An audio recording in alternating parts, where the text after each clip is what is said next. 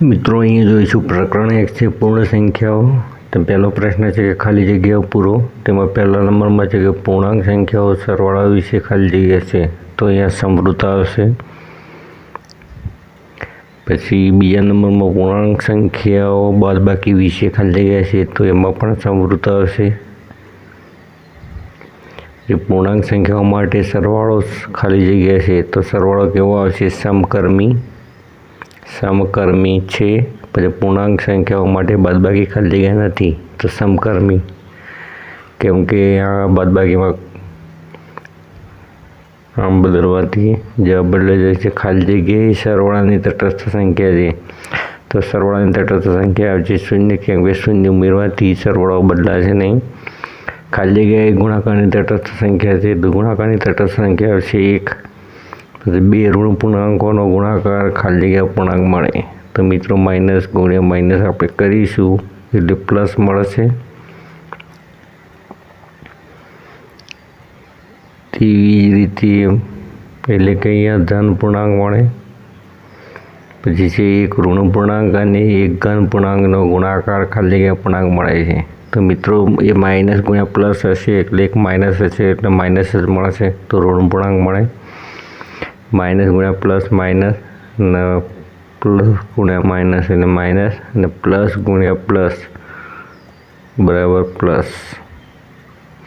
તો આ 4 નિયમો યાદ રાખવા જરૂરી છે, જે માઇનસ પ્લસના નિયમો છે ગુણાકારમાં। તો માઇનસ એક વખત હશે એટલે માઇનસમાં જવાબ આવશે। માઇનસ ગુણ્યા માઇનસ હશે તો પ્લસ થઈ જશે, તો અહીંયા આવશે ઋણ પૂર્ણાંક મળે। પછી -10 ગુણ્યા -5 બરાબર ખાલી જગ્યા, તો એ માઇનસ ગુણ્યા માઇનસ પ્લસ થઈ જશે, અને 10 પંચું થશે 50।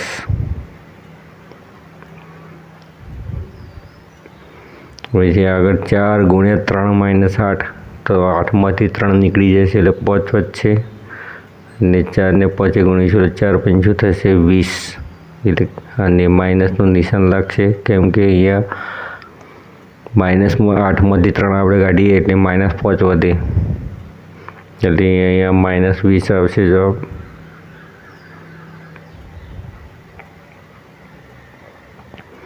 કેમ કે મોટી સંખ્યામાં નાની સંખ્યા બાદ કરવામાં આવે છે અને મોટી સંખ્યાની નિશાની લગાવવામાં આવે છે। પ્રશ્ન 2 છે વિકલ્પ પસંદ કરીને ખાલી જગ્યા પૂરવાની છે। પહેલા નંબરમાં છે -8 ગુણ્યા +9 અને +9 ગુણ્યા -8,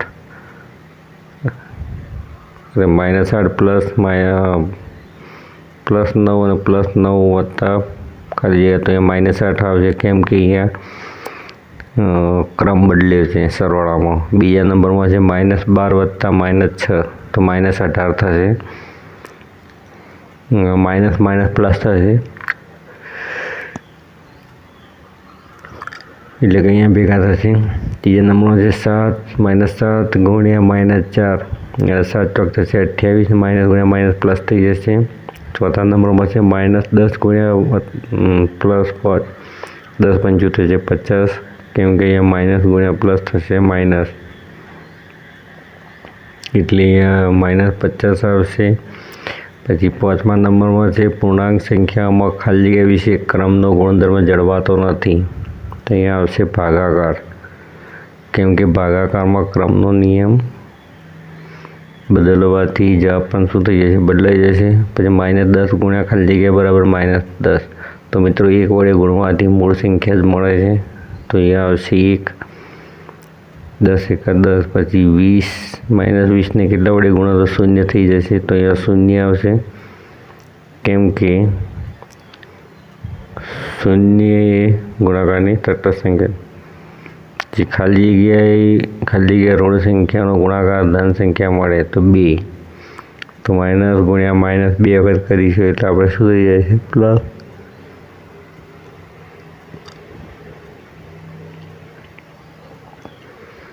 તો 2 ઋણ સંખ્યાઓનો ગુણાકાર ધન સંખ્યા મળે, પછી -5 વત્તા -8 બરાબર -8 વત્તા -5, તો મિત્રો અહીંયા સરવાળો છે અને ક્રમ બદલ્યો છે એટલે સરવાળાનો ક્રમનો ગુણધર્મ આવશે।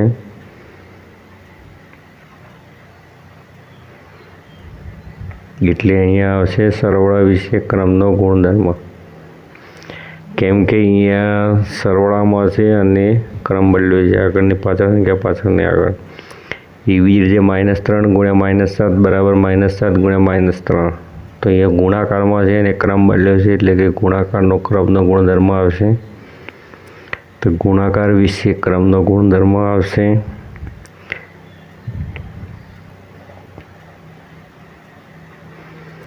પછી આગળ છે -5 + 8 + 4 બરાબર -5 + 8 + 4. તો અહીંયા 8 અને 4નું જૂથ બનાવ્યું છે અને પછી -5 અને 8નું જૂથ બનાવ્યું છે.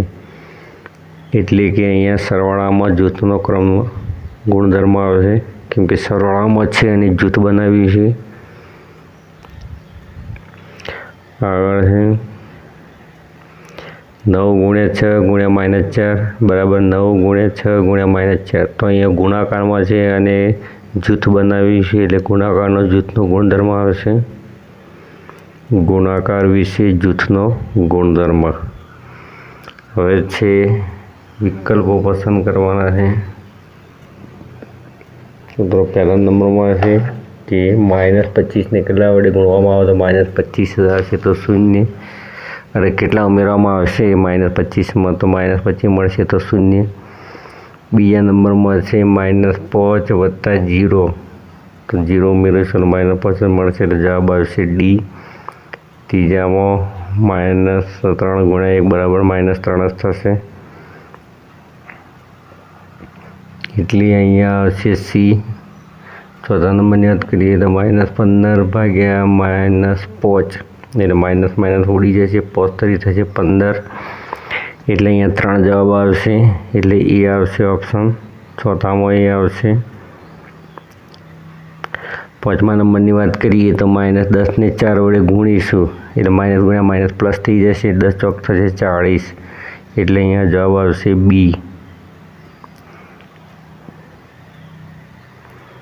પછી 6 નંબરની વાત કરીએ તો -50 ભાગ્યા ખાલી જગ્યા બરાબર 1. તો મિત્રો -50 ને -50 વડે ભાગીશું એટલે જવાબ શું મળશે 1. તો કોઈ પણ સંખ્યાની એની સંખ્યા વડે ભાગતો જવાબ શું મળશે 1. હવે છે -1 બરાબર ખાલી જગ્યા, તો એ માઇનસ ગુણ્યા માઇનસ પ્લસ થઈ જશે વચ્ચે, કેમ કે કૌંસની બહાર માઇનસ છે અને અંદર માઇનસ છે. અને -1 ને +1 શું થઈ જશે 0 થઈ જશે 0 એટલે અહીંયા જવાબ આવશે ઈ 0. હવે ખરા ખોટા જોઈએ તો -4 ને -9 વડે ગુણતો જવાબ 36 મળે છે. તો 4 × 9 = 36 અને માઇનસ ગુણ્યા માઇનસ પ્લસ થઈ જશે એટલે આ વિધાન કેવું છે ખરું છે.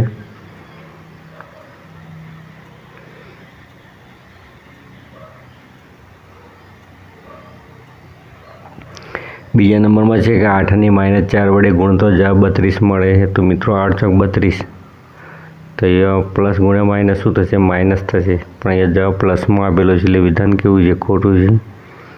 0 ભાગ્યા એ બરાબર 0 તો આ વિધાન ખરું છે. પછી x ભાગ્યા 0 એ અર્થહીન છે તો આ વિધાન કેવું છે ખરું છે. પછી છે -20 ને -2 વડે ભાગતો જવાબ 10 મળે છે. તો 2 × 20 માઇનસ નીકળી જશે એટલે વિધાન કેવું છે ખરું છે. પછી -8માં -2 ઉમેરો તો જવાબ -10 મળે છે, આ પણ વિધાન ખરું છે. 8 ને 2 થશે 10 -10 મળશે. પછી -30 ભાગ્યા -6 બરાબર -5 તો અહીંયા -5 નહીં આવે પણ - ઉડી જશે એટલે 6 × 35 +5 જવાબ આવવો જોઈએ, પણ અહીંયા -5 લખ્યું છે એટલે વિધાન કેવું છે ખોટું છે.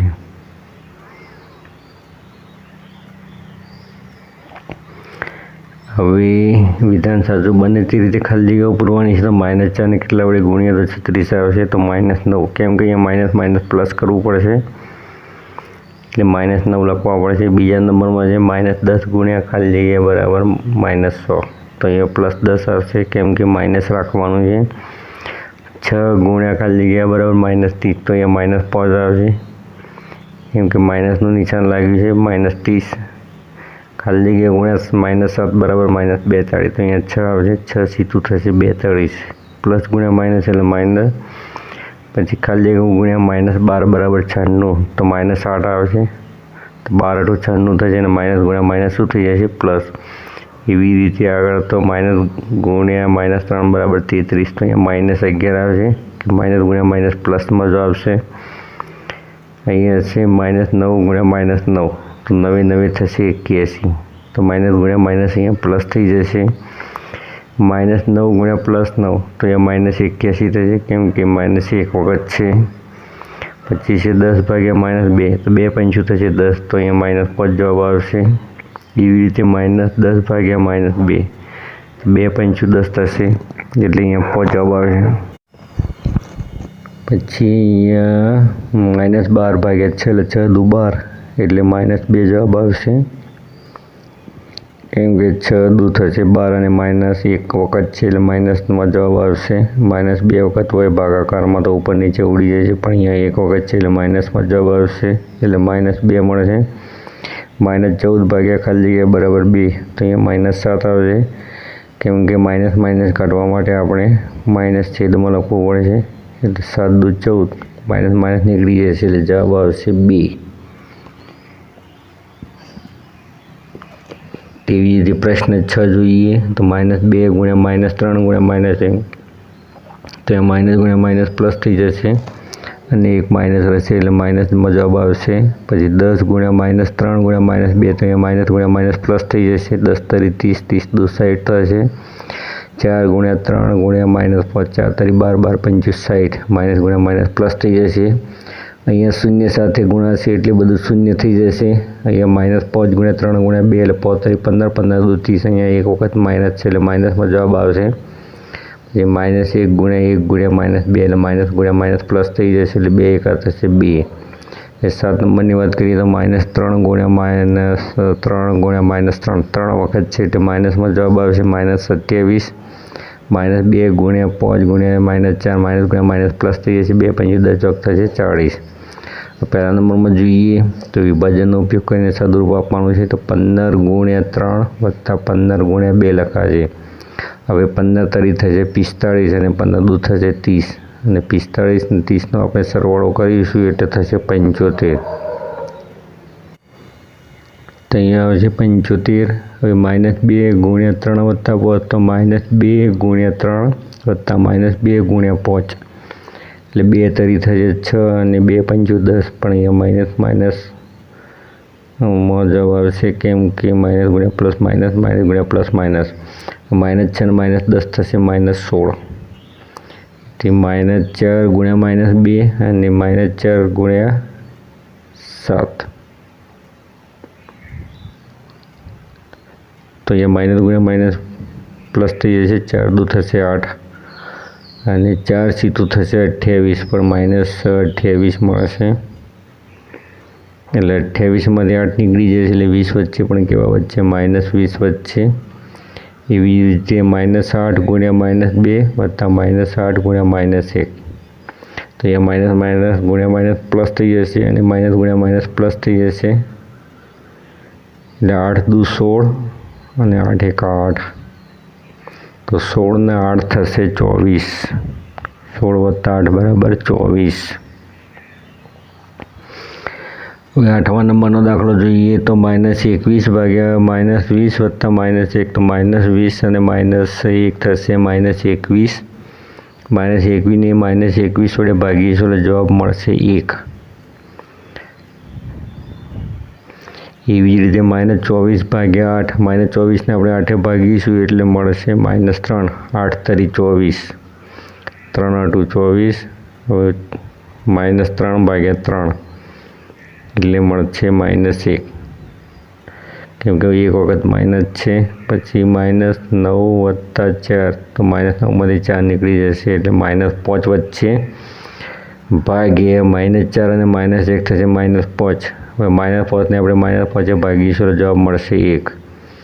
તેવી રીતે 4 નંબર જોઈએ, તો 12 ભાગ્યા -4 વત્તા 1, તો -4માંથી 1 નીકળી જશે, અને -3 વચ્ચે, 12 ને આપણે -3 ભાગીશું, એટલે 3 ચોક થશે 12, એટલે -4 જવાબ મળશે.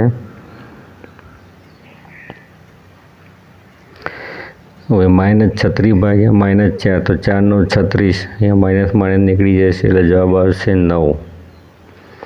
એવી જ રીતે -10 × -2 તો 10 દૂ થશે 20, તો માઇનસ ગુણ્યા માઇનસ પ્લસ થઈ જશે ગુણ્યા -3, તો 20 તરી થશે 60, તો અહીંયા આવશે જવાબ -60. બીજી રીતે આગળ જોઈએ. અહીંયા જે દાખલો આપેલો છે તો ખરા પ્રશ્ન માટે 5 ગુણ અને ખોટા પ્રશ્નો માટે -2 ગુણ મળે છે. કુલ 65 ગુણ મેળવ્યા છે. એના 15 પ્રશ્નો કેવા છે? ખરા છે. તો 15 × 5 એટલે 75 ગુણ થશે, પરંતુ ખરેખર એને કેટલા ગુણ મળ્યા છે? 65 ગુણ. તો 75માંથી આપણે 65 માઇનસ કરીશું એટલે એને 10 ગુણ કપાયા. તો 10 ગુણ ક્યારે કપાયા હશે? કેમ કે -2 એ ખોટા પ્રશ્ન માટે 2 ગુણ કપાય છે, એટલે કે 2 × 5 એટલે -10, એટલે કે કેટલા પ્રશ્નો ખોટા હશે? 5. 5 ખોટા જવાબો લખ્યા હશે.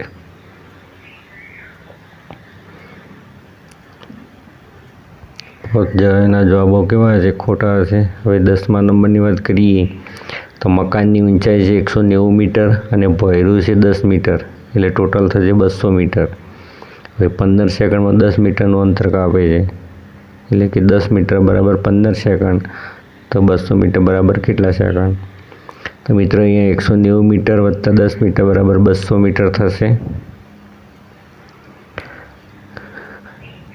હવે આપણે પદ મૂકીએ તો 10 મીટર બરાબર 15 સેકન્ડ માટે 200 મીટર બરાબર કેટલા સેકન્ડ?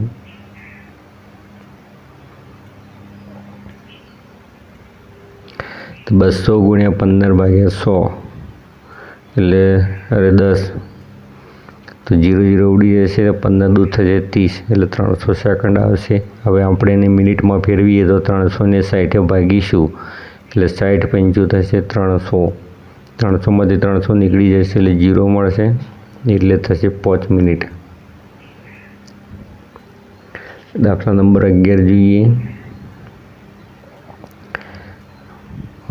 ટૂંકમાં ગણતરી કરવાની છે, એટલે કે -5 ગુણ્યા 6માંથી 4 નીકળી જશે એટલે 2 વચ્ચે, તો -5 × 2 એટલે 5 દૂ થશે 10 અને માઇનસ આવશે. પછી -8 × -2 વત્તા -1, -2 ને -1 -3 થશે. -3 ને -8 ગુણીશું એટલે 8 તરી થશે 24, અને માઇનસ ગુણ્યા માઇનસ થઈ જશે પ્લસ, એટલે કે અહીંયા પ્લસમાં જવાબ આવશે 24. તેવી રીતે 12 નંબરની વાત કરીએ તો અહીંયા ગુણધર્મ સ્પષ્ટ લખવાનો છે. તો અહીંયા -7 વત્તા -2, -2 વત્તા -7. તો મિત્રો અહીંયા સરવાળામાં છે અને ક્રમ બદલ્યો છે, એટલે સરવાળાનો ક્રમનો ગુણધર્મ આવશે.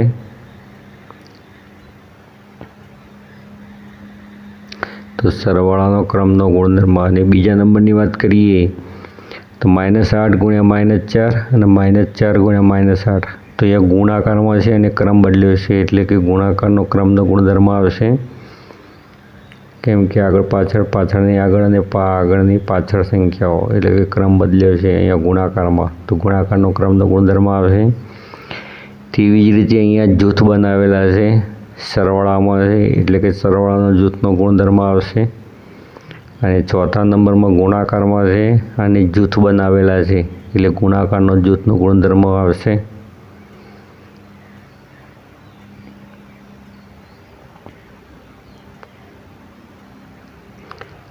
ગુણાકારનો જૂથનો ગુણધર્મ. એવી રીતે 5 નંબરમાં -3 ને 0 વડે ગુણવામાં આવે છે, એટલે કે અહીંયા 0 વડે ગુણાકાર. 0 તટસ્થ સંખ્યા છે, 0 વડે ગુણાકાર. 6 નંબરની વાત કરીએ તો 8ની વ્યસ્ત સંખ્યા 1 અષ્ટમાંશ છે, એની વ્યસ્ત સંખ્યા વડે ગુણવામાં આવે તો જવાબ શું મળશે? 1. તો અહીંયા પરસ્પર વ્યસ્ત વડે ગુણાકાર છે, વ્યસ્ત સંખ્યા વડે ગુણાકાર. 7મા નંબરની વાત કરીએ તો અહીંયા 5 ગુણ્યા કૌંસમાં છે -4 વત્તા -3 બરાબર 5 ગુણ્યા -4 વત્તા 5 ગુણ્યા -3, એટલે કે અહીંયા વિભાજન કરેલું છે, એટલે કે વિભાજનનો ગુણધર્મ છે. સરવાળાનો ગુણાકાર વિભાજન, ગુણાકારનો સરળ. અહીંયા 3 માં જવાબ લખવાના છે આપણે તો -5 વત્તા -5 એટલે -5 ને -5 -10 થશે। તેવી રીતે અહીંયા માઇનસ માઇનસ પ્લસ થઈ જશે અંદર એટલે -5 વત્તા 5 બરાબર 0 થઈ જશે। પછી ત્રીજા નંબરમાં છે 5 વત્તા -5 એટલે 0 થઈ જશે। પછી -15 માંથી 10 નીકળી જશે એટલે -5 વધશે।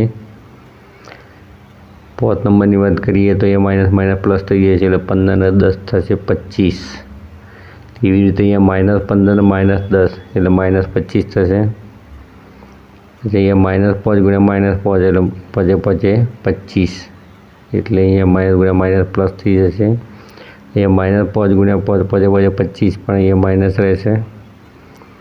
5 ભાગ્યા -5 5 ને 5 ભાગીશું એટલે 1 મળશે અને માઇનસનો જવાબ આવશે કેમ કે માઇનસ એક જ વખત છે।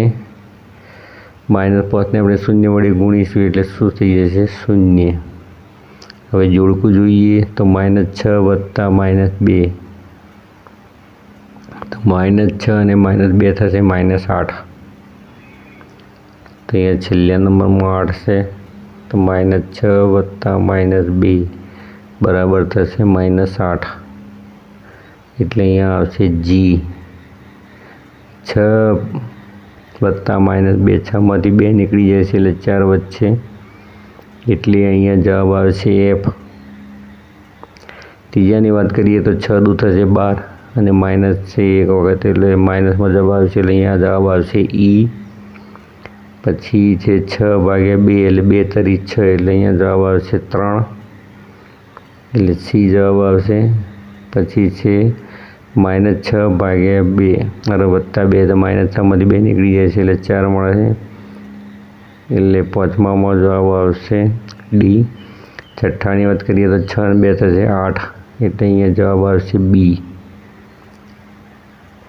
છેલ્લામાં -6 ને આપણે 2 ભાગીશું એટલે 2 તરી 6 એટલે અહીંયા -3 જવાબ મળશે। તો આ સાથે મિત્રો અહીંયા વિડીયો પૂરો થાય છે। તમને ગમે તો લાઈક કોમેન્ટ અને શેર કરજો।